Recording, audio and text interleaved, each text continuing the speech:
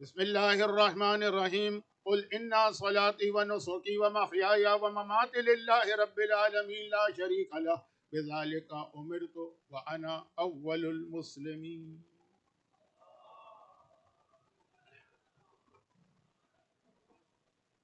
1448 ہجرہ کے ایام اعظم میں پہلے عشرے کی آج یہ 7ویں مجلس ہے، اور یہ مجلس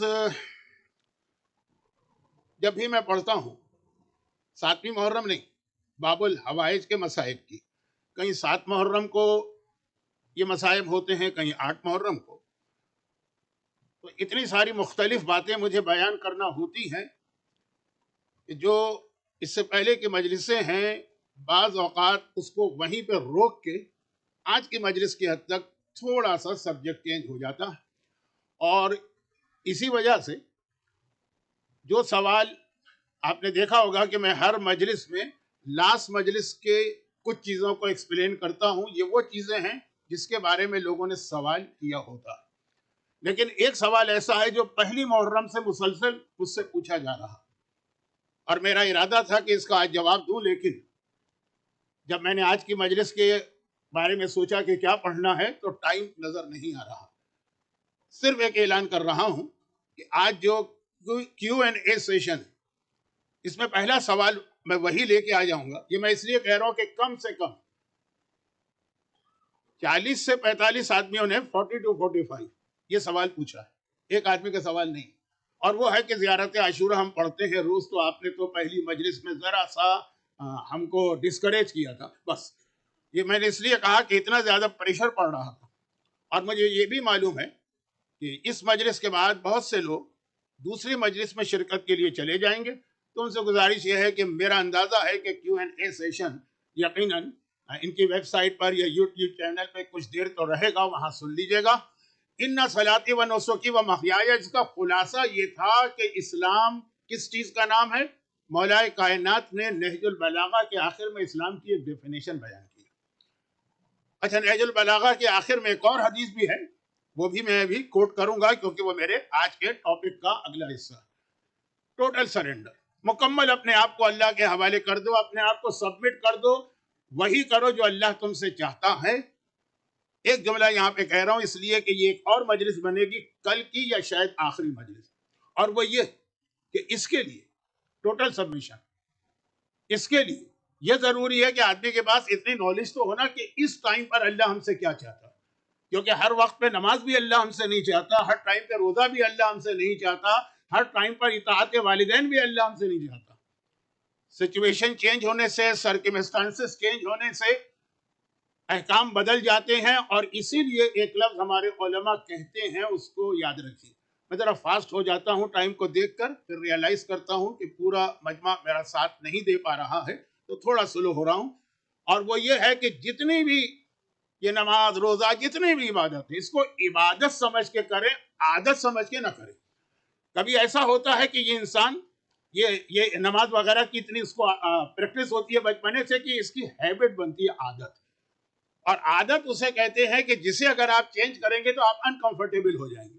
کسی کو ایک خاص وقت میں چائے پینے کی عادت ہے، اس کو چائے نہیں ملے گی تو پھر دنیا کے کسی کام میں اس کا دل نہیں لگے گا، وہ کام کر ہی نہیں پائے گا۔ اب میں مثالیں نہیں دے رہا ہوں، ٹائم نہیں ہے۔ عبادت کو عادت نہ بنائیے، عبادت بنائیے۔ فرق کیا ہے؟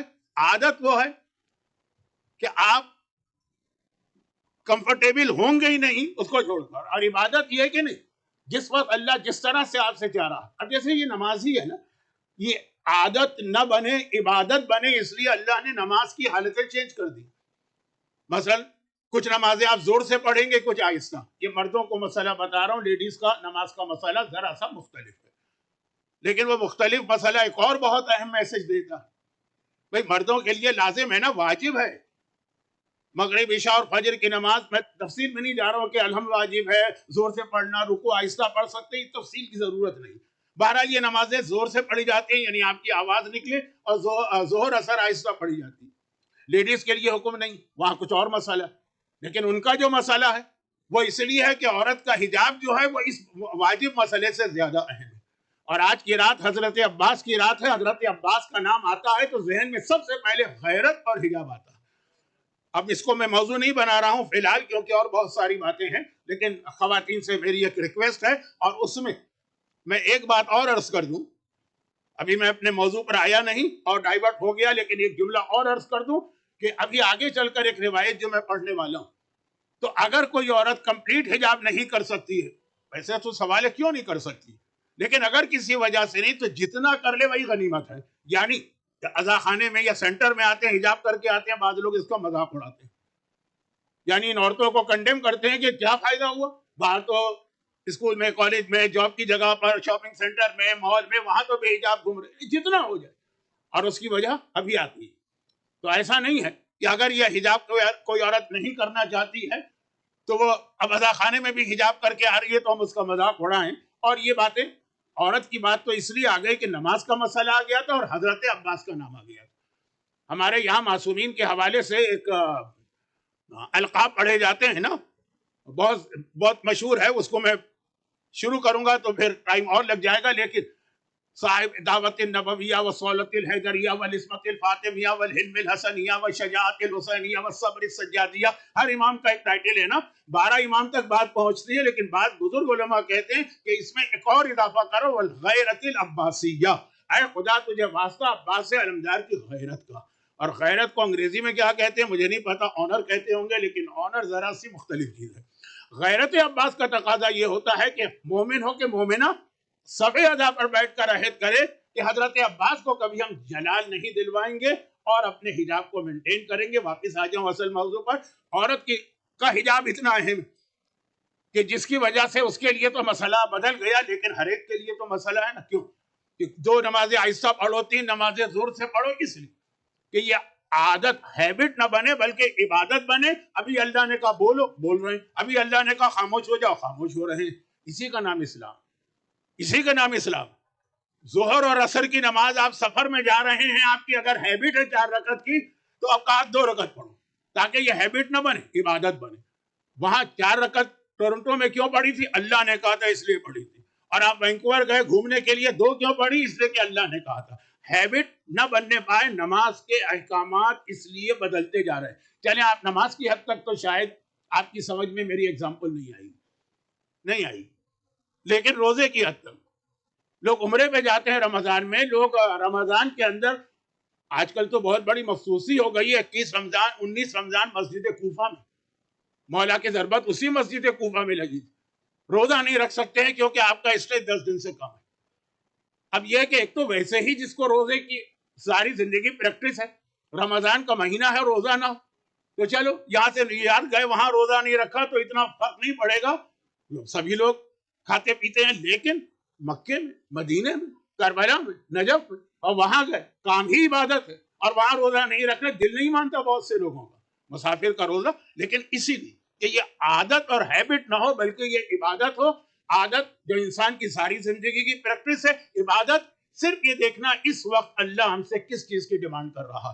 اور اس ایک جملے سے صرف ایک دوسرا جملہ کہہ کر وہ اپنا جو پہلا میں نے اعلان کیا تھا اس کو کلیئر کر دوں کہ اس کے لیے، عبادت کے لیے، عادت کے لیے نہیں، عبادت کے لیے نالج ہونی چاہیے. اس وقت اللہ ہم سے کیا چاہتا ہے، اور نالج آپ کو کہاں سے ملے گی؟ کسی سپر مارکیٹ سے نہیں ملے گی، کسی اسٹور سے نہیں ملے گی، وہ مرجع کے گھر سے ملے گی. مرجعیت کا انسٹیٹیوشن سامنے آیا. بس میں اپنے آپ کو روک رہا ہوں اس لیے کہ آج کی باتیں اور بہت زیادہ ہیں.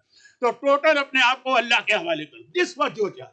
اور اگر اس میں کوئی آپ واقعاً رول ماڈل یا کلاسیکل ایگزامپل دیکھنا چاہتے ہیں تو اس کا نام عباس علمدار ہے. اب عباس علمدار کی زندگی، پوری زندگی کو دیکھ لیجیے. اچھا ہمارے یہاں سے میری مراد انڈیا اور پاکستان. میں ایسٹ افریقہ کے بارے میں بھی نہیں جانتا اور باقی جو ویسٹرن کنٹریز میں لوگ آ گئے. حضرت عباس کا غصہ بہت مشہور ہے. نعوذ باللہ لفظ اچھا نہیں ہے، اس لیے احترام کے لیے کہتے ہیں جلال. ایک لفظ استعمال ہوتا ہے جلال، لیکن اس کا مطلب وہی. اور حتیٰ یہ کہ خود آپ عراق میں بھی جائیں گے، وہ مولا سے اتنا نہیں ڈرتے ہیں، وہ امام حسین سے اتنا نہیں. حضرت عباس جلال.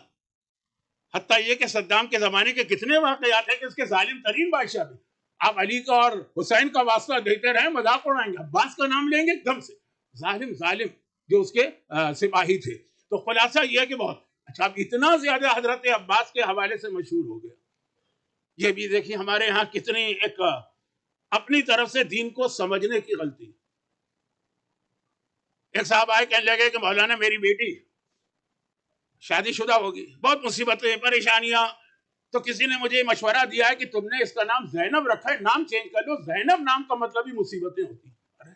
اتنا اچھا نام, اتنا برکت والا نام, جو مولا اپنی بیٹی کا نام رکھے, لیکن کہا نہیں جب زینب نام ہوگا نا تو میرا بیٹا بیمار رہتا ہے, لوگوں نے کہا نام بدل لو, تم نے اس کا نام سجاد رکھا. سجاد کا مطلب ہی بیماری.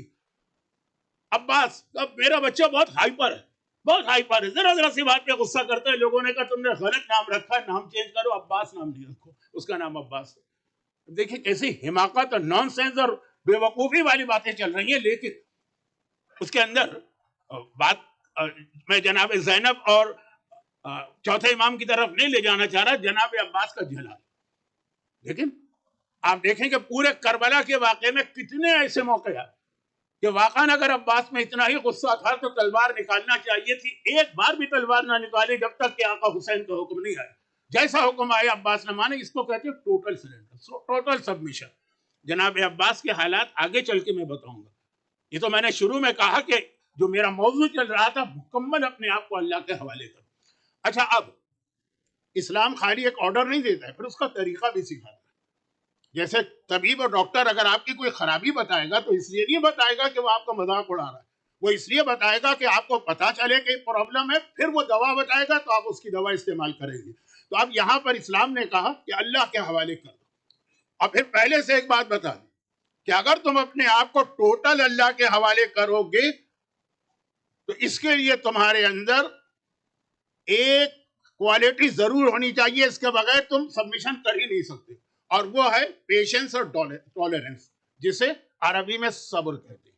صبر بہت اہم یہ چیز ہے, بچوں جیسا موضوع نہیں ہے, بلکہ قرآن کریم نے ہمیں ایک فارمولا دیا کہ جب کبھی تمہیں کوئی پرابلم پیش آئے, اپنے پرابلم کو کیسے سالو کرو گے؟ وَاسْتَعِينُوا بِالصَّبْرِ وَالصَّلَاةِ, اللہ سے مدد مانگو. کون سی مدد؟ جو صبح و شام آپ ہر نماز میں کہتے ہیں اِيَّاكَ نَعْبُدُ وَإِيَّاكَ نَسْتَعِينُ, اے خدا ہم تیری مدد چاہتے ہیں. قرآن نے کہا اگر مدد چاہتے ہو وَاسْتَعِينُوا, وہی لفظ آیا بِالصَّبْرِ وَالصَّلَاةِ, تو صبر سے اور نماز سے مدد چاہو. مولا صبر کسے کہتے ہیں؟ امام نے کہا کہ روزہ.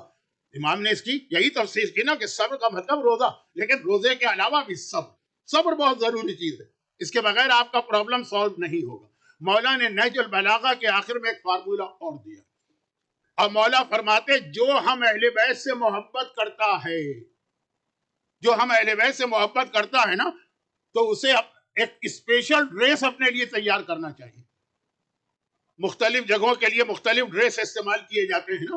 کوئی سمندر میں جاتا ہے تو الگ ہے, کوئی اسکوبا ڈائیونگ کرتا ہے تو الگ ہے, کوئی جہاز سے چھلانگ لگاتا ہے تو الگ ہے, کوئی کسی فیکٹری میں کام کرتا ہے تو الگ ہے. ہر جگہ کا ڈریس. جو اہل بیت سے محبت کرتا ہے وہ ایک اسپیشل ڈریس تیار کرے. اچھا اب یہ کس چیز سے بنا ہوگا؟ جیسے اگر کوئی ایسی جگہ کام کر رہا ہے جہاں آگ لگنے کا خطرہ ہے تو فائر پروف ہونا چاہیے. سمندر میں جا رہا ہے تو واٹر پروف ہونا چاہیے. اہل بیت سے محبت کرتے ہیں تو کون سا ڈریس تیار کرو؟ کہا صبر کا ڈریس تیار کرو. جب تک کہ تمہارے جسم پر صبر نہیں ہوگا تم اہل بیت سے محبت کر ہی نہیں سکتے. کرو گے لیکن وہ محبت جو ہے نا وہ مکمل نہیں ہو پائے گی, کیونکہ ہمارا چاہنے والا روزانہ ڈیلی کسی نہ کسی پرابلم میں مبتلا ہوگا, کبھی دشمن کی طرف سے, کبھی اس کے پرسنل پرابلم. تو یہ جو بہت اہم قرآن کریم شارٹیسٹ سورے کے اندر پورے قرآن کی سمری آ گئی. ایک ایسا سورہ ہے کہ پورے قرآن کی 6232 آیتیں, 6232 آیتیں اور 114 سورے اور 30 پارے, ان سب کی سمری ایک سورے میں آ گئی. وَالْعَصْرِ إِنَّ الْإِنسَانَ لَفِي خُسْرٍ إِلَّا الَّذِينَ آمَنُوا وَعَمِلُوا الصَّالِحَاتِ وَتَوَاصَوْا بِالْحَقِّ وَتَوَاصَوْا بِالصَّبْرِ, کہ جب تک کہ صبر نہیں ہوگا نہ ایمان رہے گا اور نہ ہی عمل صالح رہے گا. تو یہ اس کے بغیر انسان اللہ کے حکم کو مان بھی نہیں سکتا. دنیا کی ٹونٹنگ کا نشانہ بنیں گے آپ, ہر طرف سے مذاق اڑایا جائے گا. اور یہاں پر صبر کے حوالے سے ایک بات مجھے عرض کرنا ہے, اور وہ یہ کہ اس میں ایک چیز یاد رکھیں. اچھا حضرت عباس کا صبر, میرا موضوع تو یہ تھا, اور لیکن میں دیکھ رہا ہوں کہ شاید ٹائم میرے ہاتھ سے نکل جائے تو جملہ ابھی سے کہہ دوں کہ اصل میں حضرت عباس کا صبر. لیکن اس سے پہلے رک کے ایک بات سنیے, اور وہ یہ, چلیں میں اپنی اب تک کی مجلس کو بھول جاتا ہوں, آپ بھی بھول جائیے. اب اس وقت سے میری مجلس شروع ہو رہی ہے, اس کا میں ٹاپک دے دوں, do you want to become a millionaire, اور if yes how to become a millionaire. Millionaire بھی اب کم ہے نا, اب تو ملینر بھی بہت ہو گئے, بلینر پہ چلے جائے گی. اور اس کا ایک اصول ہے, اور وہ اصول یہ ہے, اچھا اب یہ ملینر اور بلینر کس حساب سے؟ یہ اس حساب سے ہے کہ ایک تو ہوتا ہے دنیا میں پیسے آنا, اور ایک ہوتا ہے آخرت میں پیسے آنا. یہاں کے ملین یا بلین بیکار ہیں کیونکہ وہ چھوڑ کر ہی جانا ہوں گے. مولا نے کہا نا کہ تم تو پیسہ بس جمع کر رہے ہو بعد والوں کے لیے, لیکن آخرت کا جو ملینر اور بلینر ہے. اب آ جائیے, کبھی کبھار آدمی کو ایک چیز چوز کرنا ہوتی, دو آپشن میں سے ایک آپشن لینا ہوتا ہے. دنیا کا پیسہ چاہیے یہاں ملینر بننا ہے, کہ وہاں کا پیسہ چاہیے وہاں ملینر بننا. ملینر تو میں اس لیے کہہ رہا ہوں کہ کوئی ٹی وی شاید پروگرام آتا تھا, ورنہ بلین اور ٹریلین پہ آپ جائیے, یہاں یا وہاں. کبھی آدمی کو چوز کرنا مشکل ہوتا ہے, تو پھر کیا کرے گا آدمی؟ یہ سوچے گا زیادہ ضرورت مجھے کہاں. بہت ہی مشہور ایک روایت ہے جو میں بہت پڑھتا رہتا ہوں, ٹائم نہیں ہے کہ میں پوری تفصیل بتاؤں. خلاصہ یہ کہ بنی اسرائیل میں بہت ہی غریب فیملی تھی, لیکن بہت ہی پوائس بھی, تمام واجبات پہ عمل کر رہے ہیں, ہر حرام سے بچا رہے ہیں, تقوی کے اعلیٰ ترین اسٹینڈرڈ پر ہیں, لیکن باہر حالت بہت خراب ہے ان کی, اور وہ مسلسل دعا مانگ رہے ہیں. دعا نہیں چھوڑی, مسلسل. معصوم نے کہا نا کہ دعا کا مطلب ہے تم کسی کے دروازے کو نوک کر رہے.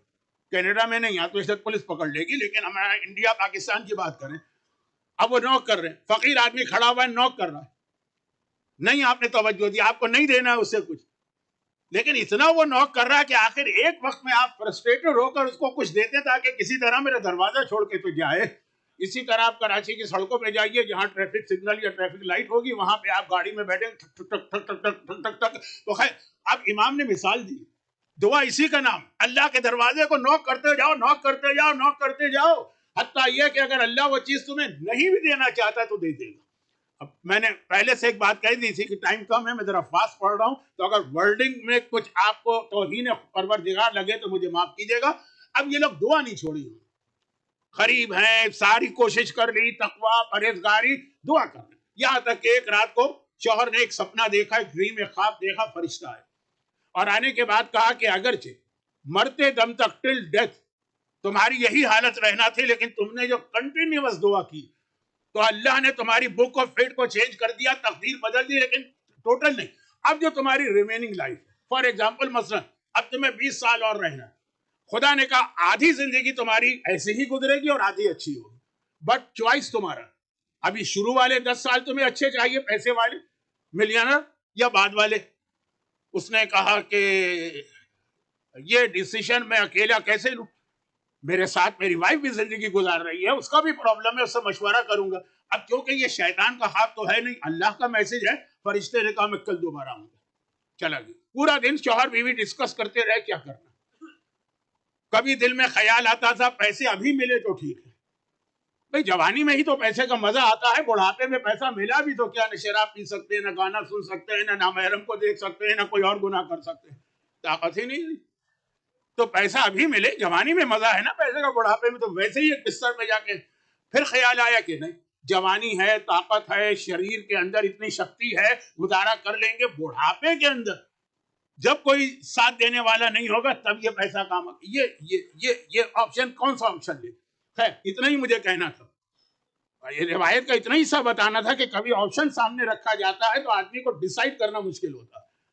لیکن مجھے پتا ہے کہ آپ فوراً کہیں گے کل کی مجلس میں کہ پھر کیا ہوا یہ اگلی رات کو جب یہ سویا تو ڈیسیشن لے لیا شوہر بیوی نے, اور وہ فرشتہ آیا تو کہا کہ ہمیں پہلا جو ہاف ہے وہ ہمیں اچھا چاہیے, بعد میں گزارا کر لیں گے. اچھا, چونکہ وائس لوگ تھے نا, متقی لوگ تھے, پہلے 10 سال تو اب اتنی دولت کہ جیسے وہ چوہے والا واقعہ جو میں ابھی پڑھنے والا ہوں, چوہے والا واقعہ, چوہا, خیر وہ ابھی آ رہا ہے, تو وہ اتنی دولت, جیسے اردو کی ایک کہاوت ہے, مٹی میں ہاتھ ڈالو تو وہ سونا بن جائے. لیکن مینٹلی پریپیئرڈ ہے, 6 سال ہو گئے, 8 سال ہو گئے, 9 سال ہو گئے, 10 سال ہونے والے ہیں, آج آخری رات ہے, کل سے ہم نے اپنے چوائس سے یہ لیا تھا نا, کل سے غربت آئی. چنانچہ وہ آخری رات کو فرشتہ پھر آ گیا. اب یہ سمجھ گیا کہ کیوں آیا, کہا ہاں میں تیار ہوں, مجھے کوئی کمپلین نہیں ہے, میں نے خود اس کو چوز کیا تھا. فرشتے نے کہا اتنا گھبراؤ نہیں, میں یہ میسج لے کے آیا ہوں کہ اللہ نے تمہارے جو آخری 10 سال ہے نا وہ بھی تمہاری قسمت بدل دی ہے, اور یہی دولت تمہیں رہے گی, کیونکہ تم نے جب دولت ملی تو صرف اپنے آپ پہ خرچ نہیں کی, اپنے رشتہ داروں کو بھی اس میں شریک کرایا ہے, اور والدین اور رشتہ داروں اور نیکی کے کام میں جو خرچ کرتے ہو اب اس کی برکت سے اللہ, اب دعا نہیں, دعا تو ختم ہو گئی تھی, اب اس نیکی کی وجہ سے تمہاری باقی زندگی بھی راحت سے گزرے گی. لیکن یہ تو واقعے کا ایک پہلو تھا, اور اس کو تھوڑا کنیکٹ کر لیجئے ٹریجرر صاحب کی اسپیچ کے ساتھ. اب واپس آ جائیے, اچھا واپس آ جائیے کہ اصل پوائنٹ کیا تھا کہ کبھی آدمی کے سامنے دو آپشن ہوتے ہیں, یہ لینا ہے کہ وہ لینا. اور اس میں اور بڑے انٹرسٹنگ واقعات ہیں, لیکن آج کیونکہ رات بڑی اہم رات, غم کا بیان بھی زیادہ ہوگا, کچھ حضرت عباس کے حوالے سے بات کرنا ہے, تو شارٹ چوائس آپ کے سامنے کہ بلینر یا ٹریلین بننا ہے, ابھی بننا ہے یا آخرت میں بننا ہے, یا بھی لے لو یا وہاں لے لو. اور اب اس میں ایک بہت اہم حدیث سنی, قرآن کریم کا سورہ عبسہ و تولی 30 پارے کا 3 سورہ, اس میں ایک آیت آتی ہے, یہ آیت مولا کائنات کی اس مناجات میں بھی ہے جو شب قدر میں ہم پڑھتے ہیں. اور جب کبھی بھی مسجد کوفہ کی زیارت کے لیے آپ جاتے ہوں گے تو ساری زیارتیں کرا کے مسجد میں بٹھا کے مناجات امیر المومنین پڑھائی جاتی ہے, اس میں بھی آیت یوم یفر المرء من اخیہ وامہ وبنیہ وصاحبتہ, قیامت کا دن وہ دن ہوگا جب آدمی بھائی کو دیکھ کے بھاگے گا, اور آدمی امہ و ابی باپ کو دیکھ کے بھاگے گا قیامت کے دن, اور ماں کو دیکھ کے بھاگے گا, الگ الگ خدا نے کہا امہ و ابی وصاحبتہ وبنیہ, اور اپنے پارٹنر کو دیکھ کے, شوہر ہے تو بیوی کو دیکھ کے بھاگے گا, وہ تو شاید آج کل بھی بھاگتے ہوں گے, اور اگر بیوی ہے تو شوہر کو دیکھ کے بھاگے گی, اور وہ بنی اور اپنی اولاد کو دیکھ کے بھاگے گا. یہ آیت ہے قرآن کی, یوم یفر المرء من اخیہ وامہ وابیہ وامہ وصاحبتہ وبنیہ, بھاگے گا. اچھا اب اس کا کچھ لوگ ٹرانسلیشن کرتے ہیں قیامت میں کوئی کسی کو نہیں پہچانے گا. غلط, یہ تو آیت بتا رہی ہے پہچانے گا تبھی بھاگے گا. پہچان رہا ہے کہ یہ میرا بھائی ہے اس لیے بھاگ رہا ہے, اگر کوئی اسٹرینجر ہے تو نہیں بھاگیں گے, یہ ماں ہے میری اس لیے بھاگ رہا ہے. وہ کون سا دن آ جائے گا کہ ماں اور باپ کو دیکھ کے آدمی بھاگے, چلے وہ اولاد کو دیکھ کے بھی بھاگے. اب یہاں پہ امام نے جو اس کی تشریح کی ہے بہت ہی شارٹ میں بتا رہا ہوں, ملینر بننے کا طریقہ.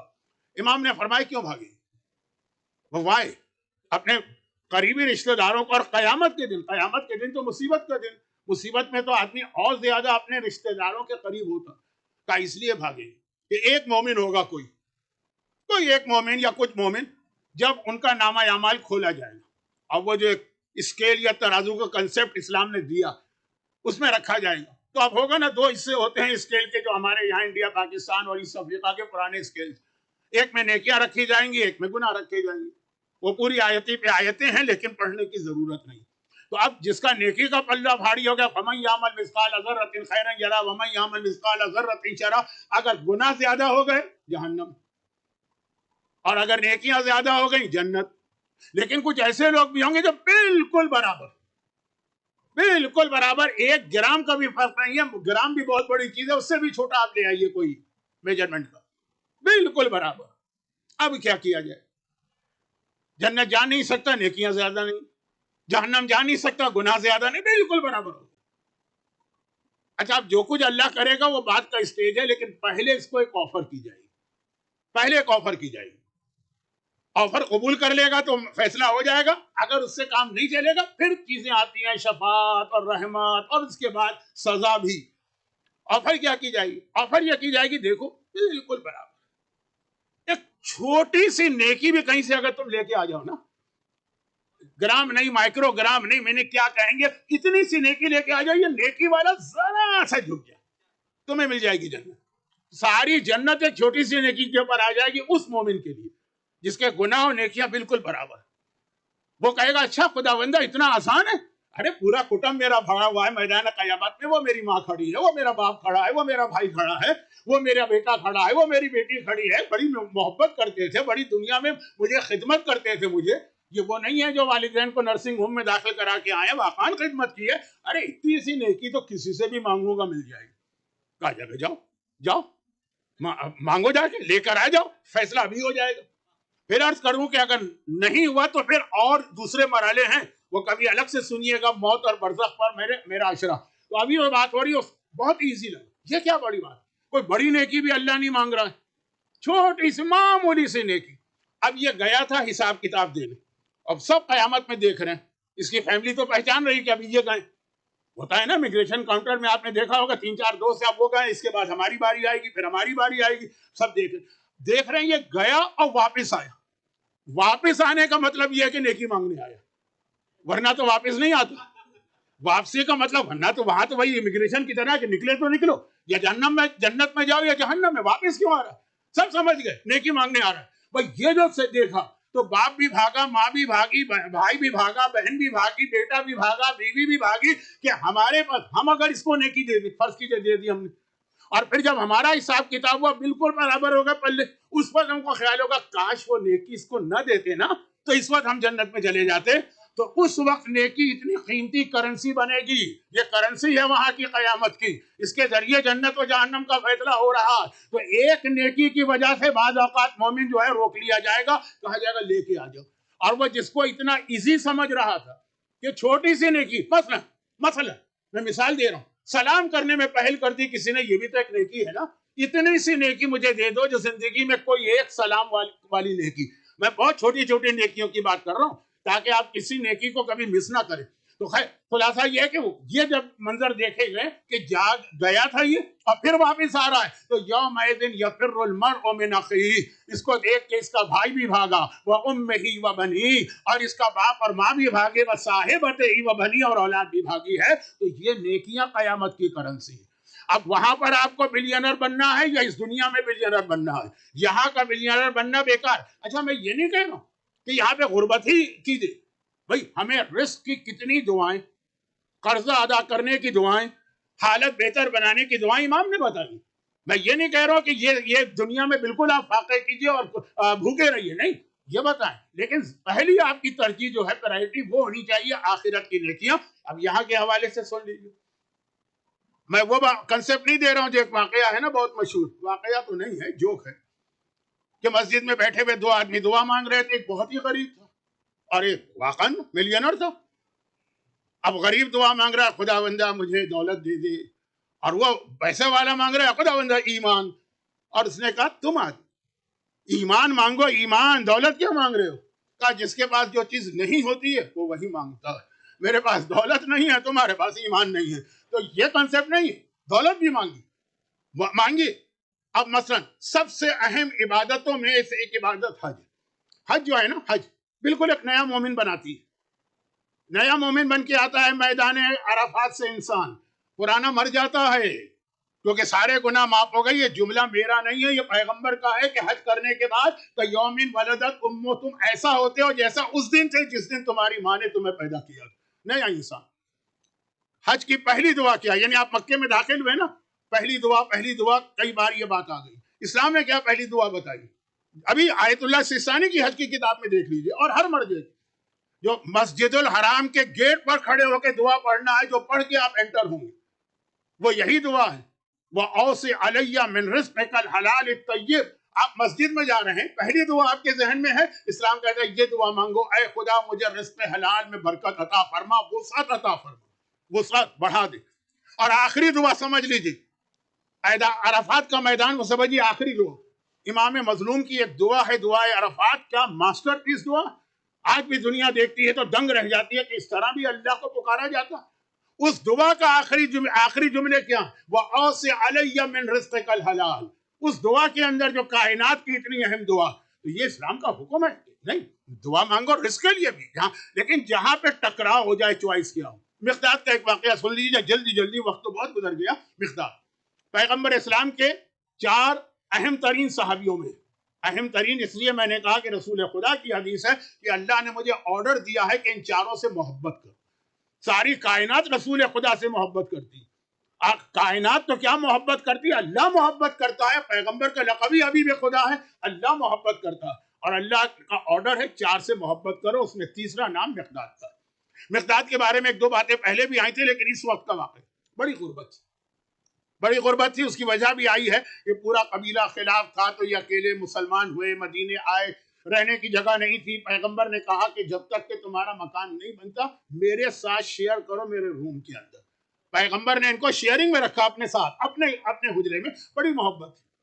تو ایک مرتبہ پیغمبر نے ان کی غربت دیکھی تو کہا کہ اے مقداد تم وہ دعا کیوں نہیں پڑھتے ہو, کہ وہ دعا پڑھنے کے بعد تو اللہ وہ وہی جو 2 دن پہلے آیت پڑھی تھی نا, وَيَرْزُقْهُ مِنْ حَيْثُ لَا يَحْتَسِبُ, اللہ تمہیں رزق دے گا اور ایسی جگہ سے دے گا کہ تم نے کبھی سوچا بھی نہیں ہوگا کہ وہاں سے مل سکتا ہے. آپ نے سوچا ہوگا میں نے وہاں جاب اپلائی کیا وہاں سے ہوگا, وہ بزنس شروع کیا وہاں سے مجھے برکت ملے گی, فلاں خاندان میں شادی کی ہے تو وہاں سے مجھے کچھ ملے گا, لیکن ایسی جگہ سے دے گا اللہ آپ نے سوچا بھی نہیں ہوگا.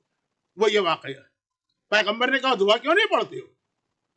پیغمبر کا حکم اقداد کے لیے سر آنکھوں پر دعا شروع کر دی. ابھی چند ہی دن گزرے تھے. پرانے زمانے کے اندر یہ ٹوائلٹ یا واش روم یا باتھ روم گھروں میں نہیں ہوتے تھے, شہر کے باہر جنگل میں ہوتے تھے. آج بھی انڈیا پاکستان میں کتنے ہی ایسے گاؤں ہیں یا ٹاؤن ہیں جہاں پہ ہوتا ہی نہیں ہے باتھ روم. باہر جائیے, کھیتوں کے اندر جائیے, میدان میں جائیے, تو اس وقت تو ہر جگہ یہی طریقہ تھا, چھوٹا شہروں کے بڑا. مدینہ تو اتنا سا شہر تھا. مقداد صبح کے وقت گئے, فجر کی نماز سے پہلے آدمی واش روم جاتا ہے نا, وہ واش روم کے لیے گئے, وہ جنت البقیع کے پیچھے, اور وہاں بیٹھے ہوئے تھے اور ابھی ضرورت سے فارغ ہو رہے تھے. فارغ ہو کے اٹھنے لگے کہ دیکھا ایک چوہا نکلا زمین سے. چوہے زمین میں بل بنا کے رہتے ہیں, بڑا سا چوہا. اور اب یہ اندھیرا ہے, فجر کا وقت قریب آ رہا ہے, تھوڑی تھوڑی لائٹ ہو رہی ہے, ڈان جسے کہتے ہیں, لیکن بہت واضح. اس کے منہ میں کوئی چیز ہے, اس نے مقداد کے پیروں کے پاس لا کے رکھی اور چلا گیا. اب مقداد حیران ہے, وہ پھر آیا, پھر گیا, پھر آیا 17. پورا روایت کے اندر پورا فیگر ہے 17. اب ذرا روشنی بڑھ گئی. مقداد نے دیکھا یہ دینار تھا. دینار کہتے ہیں پیور گولڈ سے بنا ہوا سکہ. وہ خالی اس کی ویلیو نہیں ہوتی ہے, اس کے اندر گولڈ ہوتا ہے, گولڈ. 17 دینار. چوہا ان کے قدموں میں رکھ کے گیا. اب یہ انہوں نے وہ اٹھائے, اور چونکہ یہ ابھی تو فجر کی نماز کا ٹائم ہے نا, مسجد جانا ہے ان کو, یہ اسی لیے آئے تھے کہ پیشاب وغیرہ سے فارغ ہو کے مسجد جائیں گے. مسجد میں گئے, رسول کے پیچھے نماز پڑھی, کہا یا رسول اللہ آج صبح تو بڑا عجیب واقعہ ہوا. وہ ایک چوہا میرے پیروں کے پاس زمین سے 17 دینار لے کے آیا. پیغمبر نے فرمایا کہ کیا تم نے زمین کھودی تھی؟ کہا نہیں کھودی. کیا تم اس کے اندر ہاتھ وغیرہ ڈال کے نکالے؟ نہیں, وہ خود ہی دے کے گئے. پیغمبر نے کہا یہ تمہارے لیے حلال ہے, یہ اللہ نے تمہیں دلوایا ہے, نہ اس کے اوپر زکوٰۃ ہے نہ اس کے اوپر خمس ہے, اپنے گھر میں استعمال کرو اور پھر اس کی برکت دیکھو. وہ 17 دینار سے انہوں نے بزنس شروع کیا. پہلے تو ان کے پاس آدھا دینار کیا, چوتھائی دینار روٹی کے پیسے نہیں تھے. اب ایک انویسٹمنٹ ہو گیا نا, کیپٹل آ گیا نا, تو اتنی برکت ہوئی کہ ان کی بیوی کہتی ہے کہ اس کے بعد کبھی بھی ہم نے اپنے گھر میں غربت نہیں دیکھی ہے. اور یہ واقعہ جو ہے نا پھر بعد میں کوٹ ہوتا کہ اگر آپ کو بھی اس طرح زمین سے کوئی ٹریجر مل جائے تو خمس ہے کہ نہیں ہے, فقہی مسئلے. اب سوال یہ ہے کہ دعا کیا, کیونکہ میرا موضوع دعا نہیں, میرا موضوع تو یہ واقعہ تھا کہ جی وہ پیغمبر نے کہا کہ بھائی تم کیوں نہیں دعا مانگتے اپنی حالت اچھی ہونے کی. لیکن اگر میں آگے وہ دعا نہ بتاؤں گا تو پھر آپ حضرات کم از کم 50 سوال تو کریں گے, اور دعا بہت چھوٹی سی. پیغمبر نے صرف یہ کہا تھا ماشاء اللہ لا قوت الا باللہ. اچھا اب یہ یاد کیجیے گا یہ کون سی دعا. چھٹے امام کی ایک حدیث ہے نا کہ مجھے حیرت ہے اس مومن پر جسے اللہ نے 4 آیتیں دی ہیں, جن میں سے ہر آیت جو ہے اس کا ایک بینیفٹ ہے, اور مومن یہ آیتیں نہیں پڑھتا اور کمپلین کرتا ہے. اور پہلی یہی آیت تھی کہ مومن رزق کی کمپلین کرتا ہے, غربت کی کمپلین کرتا ہے, جبکہ قرآن میں یہ آیت آئی ہے ماشاء اللہ لا قوت الا باللہ. اور امام بتا رہے ہیں کہ اس کا رزق سے کیا تعلق ہے. یہ سورہ کہف کی آیت. سورہ کہف وہ سورہ ہے جس کی شروع کی 5 آیتیں آقا حسین کے کٹے سر نے بازار کوفہ میں تلاوت کی. اس میں آگے چل کے آیت کے فوراً بعد اللہ کہتے ہیں ماشاء اللہ لا قوت الا باللہ فعسى ربی ان یؤتینا خیرا. یہ میں پڑھوں گا تو یقین ہے کہ اس کی وجہ سے اللہ مجھے دولت عطا کرے گا. یہ وہی اعلان ہے, ہاتھ کے ہاتھ جہاں آیت ہے وہیں پہ یہ اعلان ہے. چھٹے امام نے بھی یہ بتایا. بلکہ آپ کو یاد ہوگا ایک بہت مشہور عمل ہے امام زمانہ کا کہ مشکلات میں یا فتاحو والا عمل کیا کرو. مفاتیح الجناح میں نماز فجر کے اعمال میں لکھا. میرے پاس ٹائم نہیں ہے, میرا تو پتہ نہیں کیسے میں مجلس آج مکمل کر پاؤں گا. تو خلاصہ یہ ہے مفاتیح ان بڑے عالم کا واقعہ ہے نا کہ جو انتہائی پریشانی میں تھے اور پھر امام زمانہ کے خیمے میں پہنچے اور امام نے ان کو ایک دعا بتائی جو یا فتاحو سے شروع ہوتی, اور اس کے اندر یہ آیت آئی ہے. اسی دعا کے اندر یہ آیت بھی ہے. تو رسول خدا نے مقداد کو یہ آیت بتائی, چھٹے امام نے اپنے ہر شیعہ کو یہ آیت بتائی, امام زمانہ نے پریشانی کے عالم میں اپنے مومن کو یہ آیت بتائی ہے. کتنی مختصر, ماشاء اللہ لا قوت الا باللہ. اب یہ کیوں بتایا جا رہا کہ اسلام پسند نہیں کرتا کہ ہم غربت میں ہی زندگی گزاریں، لیکن اگر کبھی چوائس ہو کہ یہ یہاں لو تو وہاں لو، تو آخرت کے اندر ایک چھوٹی سی نیکی بھی اتنی کام آئے گی آپ کے، اور جتنی نیکیاں کریں گے سمجھیے فوراً آپ کے اکاؤنٹ میں، بینک اکاؤنٹ میں ہوتا ہے نا، کوئی آپ کو پیسے دیتا ہے تو پہلے تو 2 دن لگتے تھے، 4 دن لگتے تھے اس کے اندر آنے میں، اب تو فوراً سیکنڈوں میں آ جاتا ہے۔ ادھر نیکی کریں گے آپ کا آخرت کا اکاؤنٹ بڑھ گیا، اور نیکی کریں گے آخرت کا اکاؤنٹ بڑھ گیا، تو ٹوٹل سبمیشن اللہ کا ہو تو سوال یہ کہ کیوں؟ وائی؟ اس لیے کہ یہ چھوٹی سی نیکی عورت نے اپنے 2 بال چھپا لیے، اور قیامت میں جو اس کا اکاؤنٹ چل رہا ہے اس وقت اللہ نے اکاؤنٹ کھولا ہوا ہے، قیامت کے بینک میں ہر ایک کا ایک اکاؤنٹ کھلا ہوا ہے، اس میں کریڈٹ سائڈ بھی ہے، اس میں ڈیبٹ سائڈ بھی ہے، ہماری ڈیبٹ سائڈ ہے زیادہ بھر رہی ہے، لیکن جو چھوٹی سی نیکی کرے اسی وقت اس کے اندر وہ جمع ہو جائے گی اور قیامت میں ملے گی۔ اور اس کی بہترین مثال، نہیں یہ لفظ یہاں پہ مجھے اچھا نہیں لگ رہا، لیکن اس کی ایک اہم ترین مثال ہمارے سامنے خود عباس علمدار۔ عباس علمدار کا لقب ہے باب الحوائج۔ باب الحوائج، باب الحوائج کا مطلب کیا ہوتا ہے؟ جس کے دروازے پر ہر حاجت پوری ہو جائے۔ دوسرا لقب ہے باب المراد، جس کے دروازے پہ ہر مراد پوری ہو جائے۔ یہ عباس، پہلے تو یہ سمجھ لیجئے کہ عباس ہیں کون۔ عباس کا قد کتنا زیادہ تھا، ہائٹ ہر ایک کو معلوم ہے، اور عباس کا چہرہ کتنا نورانی تھا۔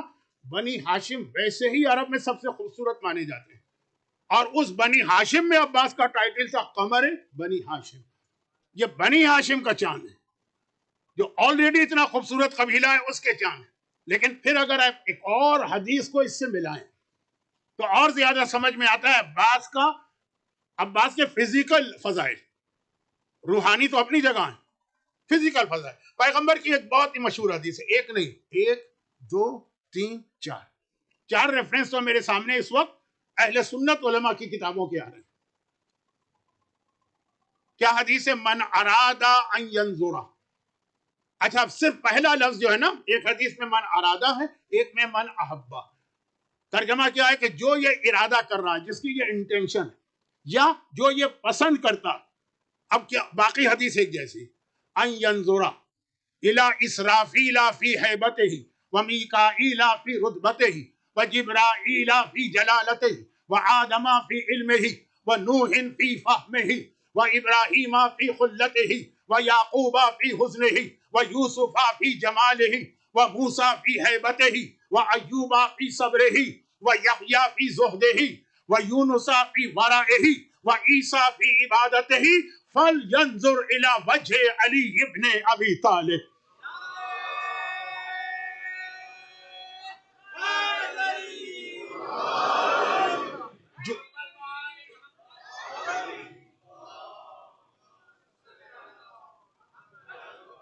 جس کا یہ ارادہ، یہ انٹینشن ہے، یہ جو محبت کرتا ہے کہ وہ اسرافیل کو اپنی ہیبت میں دیکھے۔ یہ روایتوں کا لفظ ہے، تمام فرشتے بھی اسرافیل کو دیکھ کے بہت زیادہ ڈرتے، کیونکہ ان کو پتا یہی ہے کہ جو سور پھونکے گا یا بغل تو قیامت آئے گی۔ اور بہت ساری روایتیں بھی ہیں، لیکن اسرافیل میرا موضوع نہیں ہے۔ یہ ہے کہ اسرافیل کے ساتھ پیغمبر نے یہ لفظ کیوں کہا۔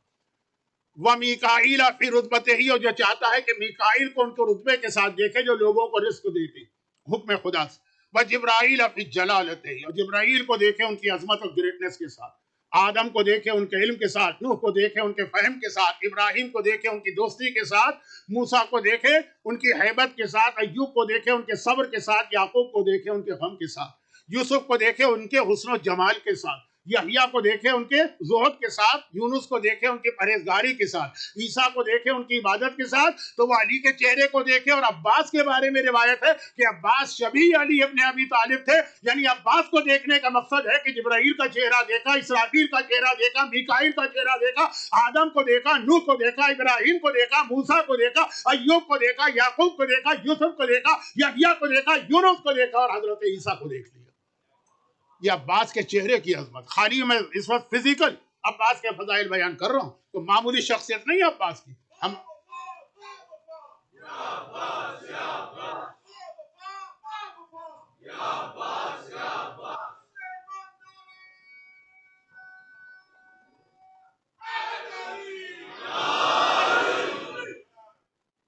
اب اب یہ عباس کیونکہ ہمارے یہاں حضرت علی اکبر کے لیے بہت مشہور ہے، صحیح مشہور، شبیہ ہے رسول خدا، شبیہ حضرت عباس کے پہلو پہ نگاہ کم جاتی ہے، مگر یہ تو حضرت عباس کی ظاہری خصوصیات بھی ہیں جو فزیکل اپیئرنس ہے اس کے اندر، اور بھی کئی چیزیں، ٹائم اس وقت اب نہیں رہا.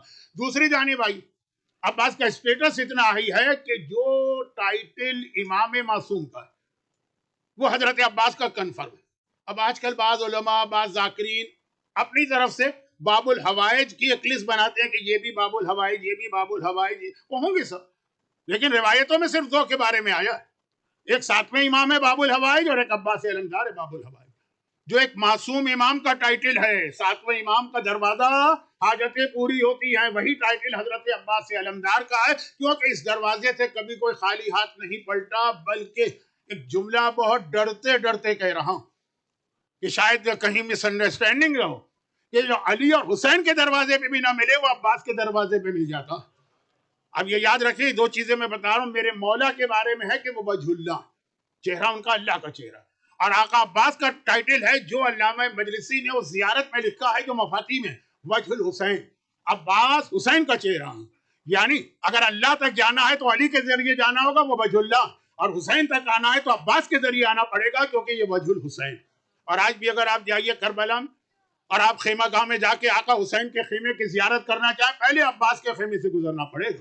بالکل شروع میں عباس کا خیمہ ہے، جیسے چوکیدار، یہ لفظ اچھا نہیں ہے، ایک پہرے دار کھڑا ہوا، یہاں سے گزرو، یہاں سے اجازت ملے گی تب عباس تک جاؤ گے. لیکن یہ عباس کو جو باب الحوائج کا ٹائٹل ملا، اس کا ایک ریزن علماء نے لکھا، اور یہ وہی میرا موضوع ہے کہ ہم جو میرا موضوع چل رہا ہے ٹوٹل سبمیشن. بھئی آج کا ایک نوجوان آج کے اتنے دلچسپ اور مزیدار گناہوں کو، انٹرٹینمنٹ کو چھوڑ کر کیوں مثلا مفاتی پڑھنے لگے؟ مثلا بطور مثال کہہ رہا ہوں، ورنہ اسلام تو اس کا قائل نہیں ہے نا کہ مصلی پہ بیٹھیے. کیا چیز ہے وہ؟ حضرت عباس کی زندگی میں عباس کو باب الحوائج، علی اکبر کو نہیں کہا گیا، حضرت علی اصغر کو آج کچھ لوگ کہتے ہیں، لیکن وہ تو 6 مہینے کے ظاہری اعتبار سے معصوم بچے تھے، وہ کیسی الگ. حضرت عباس کا سب سے بڑا امتحان کربلا میں کیا تھا؟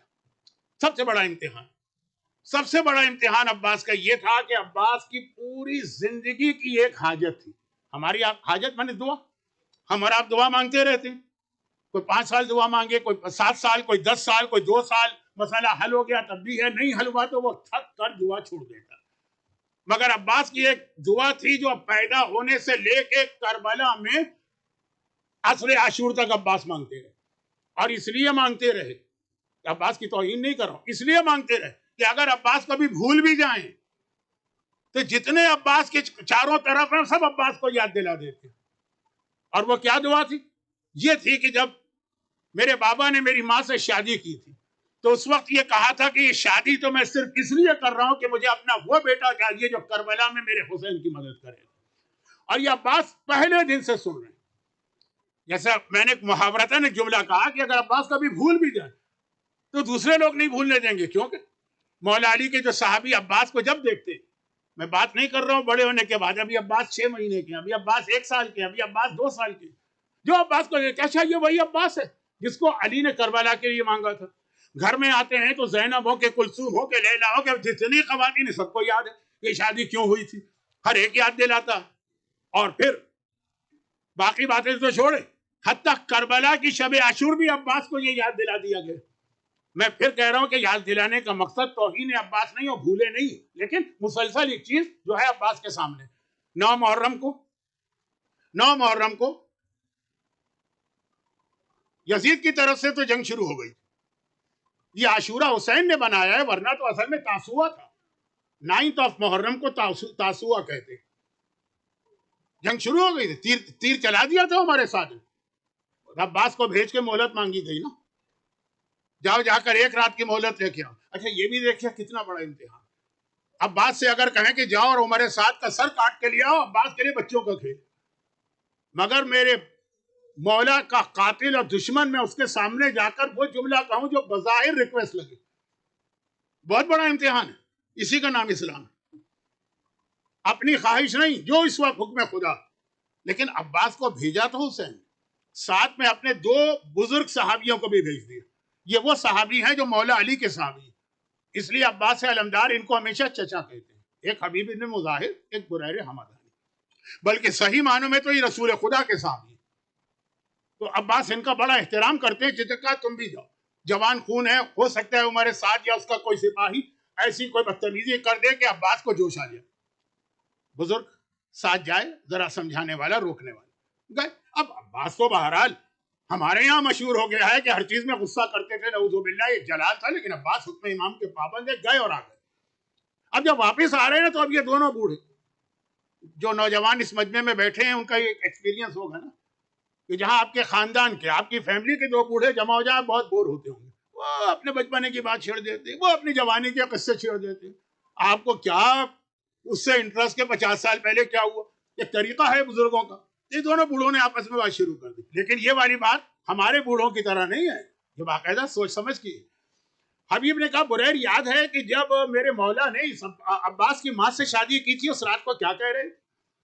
بریر نے کہا کہ وہ کیسے بھول سکتے, یعنی اصل جملہ تو یہ تھا کہ آدمی اپنی شادی میں بھول سکتا ہوں لیکن مولا کی وہ شادی کیسے بھولوں گا. یاد ہے کیا کہہ رہے تھے علی؟ ہاں کہہ رہے تھے میں کربلا کے لیے اب بیٹا چاہتا ہوں. اب یہ دونوں بوڑھے پرانی بات کر رہے ہیں, پرانی, بہت پرانی, لیکن عباس سمجھ گئے. اتشجعنی یا امی, چچا حبیب کیا آپ مجھے جوش دلا رہے ہیں؟ ارے ابھی آقا سے اجازت لے کے آئیے, کل شام سے پہلے کوفے کے دارالامارہ پر حسین کا علم لہرا دوں گا. یعنی اب میرے کہنے کا مقصد یہ کہ جس دن سے عباس دنیا میں آئے, شب عاشور تک عباس کو یاد دلایا جا رہا. ویسے تو عباس کو خود یاد ہے, لیکن یاد دلایا جا رہا کہ تمہیں کربلا کے لیے مانگا گیا. اور پتہ کیا چلا, سب کو کربلا میں تلوار چلانے کی اجازت ملی. جس کو کربلا کے لیے مانگا گیا تھا اسی پہ پابندی لگا دی گئی, تم تلوار نہیں چلا سکتے. دیکھیے علی اکبر کے لیے کیا ہے کہ حسین نے اکبر کو کربلا کے لیے مانگا نہیں. کیا قاسم کے لیے ہے کہ کربلا کے لیے مانگا نہیں. کیا اون و محمد کے لیے نہیں. لیکن ہر ایک کو حسین نے اجازت دے دی. اور عباس جو کربلا کے لیے بنائے گئے تھے انہی سے کہا گیا کہ تمہیں, عباس کی کب سے تمنا تھی کہ وہ وقت آئے جس کے لیے میرے بابا نے اللہ سے دعا کی تھی اور میری ماں سے شادی کی تھی, تو میں تلوار چلا کے دکھاؤں کہ میں علی کا وارث ہوں, اور کہ تم تلوار نہیں چلا سکتے. سب سے بڑی زندگی بھر کی عباس کی حاجت تھی, عباس نے حکم امام پہ قربان کر دی. اپنی حاجت چھوڑ دی, اپنی دعا, اپنی مراد نہیں.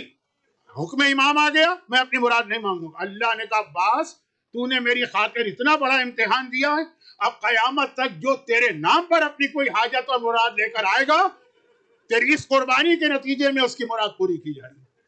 بس ایک پیغام ایک جملے میں آپ کے لیے, آپ بھی اللہ کے لیے کچھ چیزیں سیکریفائز کرنا سیکھیے اور پھر دیکھیے کہ بدلے میں اللہ کتنا دے گا. اور عباس دیکھیے, یہ بہت بڑا عباس کا امتحان. بنی ہاشم کے جتنے نوجوان ہیں نا, ان سب کو تلوار چلانا کس نے سکھائی, ان سب کو جنگ کی ٹریننگ کس نے دی؟ یہ سب عباس کی گود کے کھیلے ہوئے, عباس نے ان کو پالا ہے, عباس کی گود کے پالے ہوئے. چاہے اکبر ہو, اکبر کو بھی عباس نے ہی پالا بھی ہے, تلوار چلانا بھی سکھائی. چاہے وہ قاسم ہو, چاہے وہ اون ہو, چاہے وہ محمد ہو, بنی ہاشم کا جو بچہ بھی اس ایج پر پہنچتا تھا عباس کی شاگردی میں دیا جاتا تھا. اور عباس یہ منظر دیکھ رہے کہ صبح سے پہر ہو گئی, میری گود کے پالے ہوئے میرے اپنے چھوٹے, میرے اپنے شاگرد وہ تو جا رہے ہیں مقتل میں, میرا کام صرف ان کے لاشیں اٹھانا, مجھے اجازت نہیں مل رہی. چنانچہ تاریخ میں یہ ہے کہ جب مولا نے علی اکبر کو بھیجا, سب سے پہلا کربلا کا شہید ہے, یہ کل میں بتاؤں گا, یعنی بنی ہاشم کا پہلا شہید. تو سب سے پہلے عباس گئے تھے کہ مولا پہلے مجھے جانے دیجیے. کہا نہیں عباس, تم تو میرے لشکر کے علمدار, تمہیں کیسے جانے دوں گا. اب جو شہزادہ جاتا ہے پہلے عباس آتے ہیں, مولا مجھے اجازت دیجیے. حسین وہی جواب دیتے ہیں, تم میرے لشکر کے علمدار. یہاں تک کہ ایک وقت میں عباس نے تڑپ کے کہا مولا اپنی گود کے پالوؤں کے لاشیں نہیں اٹھائے جا رہے, مولا کیسے ان کے لاشیں اٹھاؤں, مجھے جانے دیجیے. نہیں عباس تم میرے لشکر کے علمدار. پھر وہ وقت آ گیا سے پہر کا کہ جب میرے مولا نے یہ جواب دیا عباس تم میرے لشکر کے علمدار ہو, تو عباس نے پلٹ کے کہا لیکن مولا وہ لشکر رہا کہاں, وہ لشکر رہا کہاں جس کا میں علمدار ہوں. میرے تو سارے سپاہی کوثر کے کنارے میرا انتظار کر رہے ہیں. مولا نے کہا نہیں عباس تو میرے بابا کی بھی نشانی ہو, تو میں نہیں جانے دوں گا. اب سنیے, عباس ہر ایک کی حاجت پوری کرتے ہیں. اس وقت عباس کی حاجت کون پوری کرے وہ بھی سن لیجیے. آقا نے عباس تم میرے بابا کی نشانی، تمہیں نہیں جانے دوں گا۔ عباس بڑی مایوسی کے عالم میں اس خیمے میں آئے جو آج بھی خیمہ گاہ میں بالکل شروع میں موجود ہے، کہ ایک بار ننھی سکینہ آ گئی، اور ننھی سکینہ آنے کے بعد کہتی ہے چچا یہ بچے میرے پاس ابھی آئے تھے اور کہہ رہے تھے کہ تم مشکل کشا کی پوتی ہو، پیاس بہت بڑھ چکی ہے، کیا کہیں سے پانی کا انتظام نہیں کر سکتی؟ چچا میں نے ان سے وعدہ کر لیا کہ میں پانی لا رہی ہوں۔ دیکھیں ایک تو ہوتا ہے نا کہ امید دلائی ہے، دیکھو میں کوشش کرتی ہوں، نہیں میں نے وعدہ کر لیا، اور یہ وعدہ تیرے بھروسے پہ کیا، مجھے پتا ہے کہ میرا چچا پانی لا سکتا ہے، میں نے بچوں سے وعدہ کر لیا۔ ایک جملہ اور سن لیجئے جو مجھے شب عاشور پڑھنا تھا لیکن اب میں ابھی پڑھ رہا، اور یہ وعدہ خالی سکینہ نے نہیں کیا، اور یقین کے ساتھ، میں نے کہا نا ہوتا ہے نا کہ آپ ایک کام کر دو، آپ کہتے ہیں ٹھیک ہے کوشش کریں گے، نہیں یقین، عباس پہ یقین ہے سکینہ کو، لیکن اس سے پہلے شب عاشور کا یقین بھی دیکھ لیجیے۔ شب عاشور کے مصائب میں ایک جملہ آتا ہے، میرے استاد پڑھا کرتے کہ آدھی رات کے بعد یہ ساری بیویاں زینب کبریٰ کے خیمے میں آئیں، اور آنے کے بعد کہا شہزادی ہم کل کے جہاد کے لیے تیار ہیں، ہر ایک اپنی اولاد کو تیار کر رہی ہے، بس ہمیں فکر و پریشانی صرف اپنے حجاب کی ہے کہ ہمارا حجاب کل محفوظ رہے گا کہ نہیں۔ زینب نے بیویوں سے کہا بھی آتی، اور سیدھا عباس کے خیمے میں گئی۔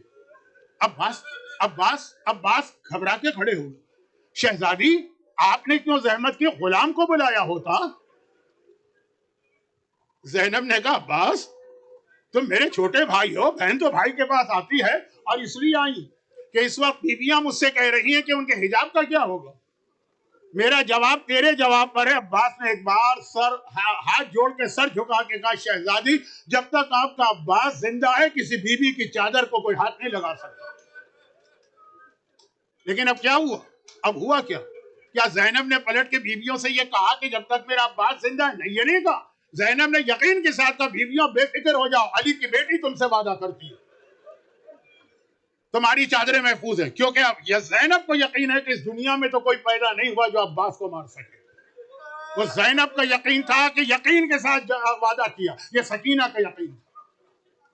چچا میں نے بچوں سے وعدہ کر لیا ہے۔ عباس نے ایک مرتبہ کہا کہ سکینہ بیٹی میں تو ابھی پانی لے آؤں لیکن آقا اجازت نہیں دے رہے۔ اب سکینہ کا وہ امتحان شروع ہوا، ایک بار کہا چچا اتنی سی بات، آج تک بابا نے میری بات ٹالی نہیں ہے، آئیے میں آپ کی سفارش کرتی ہوں، دنیا بھر کی حاجتیں عباس پوری کرے، عباس کی حاجت ہو تو سکینہ پوری کرے۔ عباس خوشی کے عالم میں سکینہ کو لے کے حسین کے خیمے میں گئے۔ حسین امام وقت ہیں، حسین امام معصوم ہیں، کچھ کہنے کی ضرورت پیش نہیں آئی، دیکھا عباس سکینہ کو لے کے آ رہے ہیں، سمجھ گئے کہ عباس کیوں آ رہے ہیں۔ کہا عباس اب میں تمہیں نہیں روکوں گا، اب میری سکینہ نے سفارش کر دی، لیکن پلٹ کے شاید سکینہ کو دیکھا ہو اور ایک جملہ کہا ہو، سکینہ بیٹی ابھی چچا کی سفارش کر رہی ہے، بعد میں یہی چچا بہت یاد آئے گا جب تماچے لگ رہے ہوں گے، جب کوڑے پڑ رہے ہوں گے، یہی چچا بہت یاد آئے گا۔ عباس کو اجازت مل گئی، اور عباس بہت جلدی میں کیوں، کہیں ایسا نہ ہو کہ اجازت واپس لے لی جائے، اس لیے فوراً گھوڑے پہ سوار ہو کے چلنے لگے۔ اب وہی ہوا، حسین نے کہا عباس کہاں جا رہے ہو، رک جاؤ۔ گھبرا گئے عباس، کیا حکم واپس ہو رہا ہے؟ مولا آپ نے تو اجازت دی ہے۔ کہا وہ اجازت میں نے دی، مگر تم مقتل نہیں جا سکتے جب تک کہ زینب سے اجازت لے کے نہ جاؤ۔ اللہ 55 برس کی بوڑھی بہن جس نے 34 سال کے بھائی کو بچوں کی طرح پالا، اس کے سامنے عباس پہنچا اور ہاتھ جوڑ کے کہا شہزادی اب مجھے بھی مرنے کی اجازت دی۔ زینب نے سر سے پیر تک عباس کو دیکھا، کہا عباس جب مجھے بابا یاد آتا تھا تو میں تیرا چہرہ دیکھ لیا کرتی تھی، لیکن جاؤ میں تمہیں نہیں روکوں گی، کیونکہ نانا کے دین کے لیے زینب ہر قربانی دینے کو تیار، جاؤ۔ بس جاتے جاتے ایک بات سن لو، ایک دن کوفے میں بابا کے پاس بیٹھی تھی، بابا کی نگاہ میرے ہاتھوں پہ پڑی، بابا رونے لگے۔ میں نے گھبرا کے پوچھا بابا باپ تو بیٹیوں کو دیکھ کے خوش ہوتے ہیں، آپ رو رہے ہیں؟ کہا زینب یہی شہر جس میں تو آج شہزادی بن کے بیٹھی ہے نا، اسی شہر میں قیدی بنا کے لائی جائے گی، سر پہ چادر نہیں ہوگی، ہاتھوں میں رسیاں ہوں گی۔ بابا کی بات پہ یقین تو تھا، لیکن دل میں خیال آیا جس بہن کا ایک بھائی ہو کوئی اس کی چادر پہ ہاتھ نہیں ڈالتا، میرے تو 12 بھائی اور عباس جیسا میرا بھائی ہے، لیکن عباس اب جب تم جا رہے ہو زینب کو یقین ہو گیا وہ وقت آ گیا ہے کہ چادر بھی چھنے گی، رسی بھی بندھے گی، اور عباس چلے۔ اب کیا جہاد بیان کروں مشکل کشا کے بیٹے کا، وارث کا؟ عباس چلے۔ ایک جملہ بعض علماء پڑھتے ہیں، تاریخ میں مجھے نہیں ملا لیکن بالکل صحیح ہوگا۔ عباس چلے، چونکہ عباس دریا کی طرف جا رہے تو پوری 30,000 کی فوج نے عباس کو گھیرے میں لیا، اور عباس تلوار چلا رہے ہیں، یا بعض علماء نے لکھا حسین نے تلوار دی ہی نہیں تھی، نیزہ دیا۔ فضا در خیمہ پر کھڑی دیکھ رہی ہیں عباس کا جہاد۔ آواز دی شہزادی زینب، جب میں آپ کو آپ کے بابا کے حالات سناتی تھی کہ آپ کا بابا خیبر میں کیسے لڑا، احد میں کیسے لڑا، تو آپ پوچھا کرتی تھی کہ کاش میں بھی وہ منظر دیکھتی آنکھوں سے۔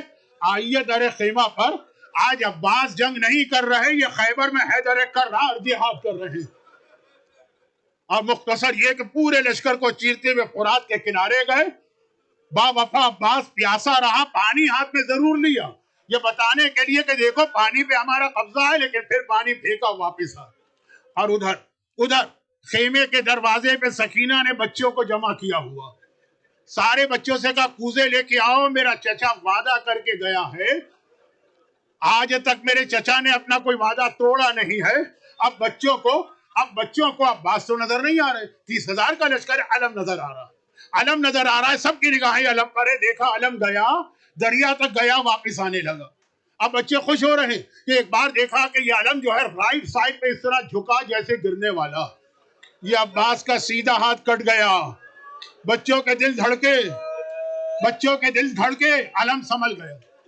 تھوڑی دیر اور گزری، دیکھا کہ یہ علم بائیں طرف جھکا، پھر بچے پریشان ہوئے، علم سنبھل گیا۔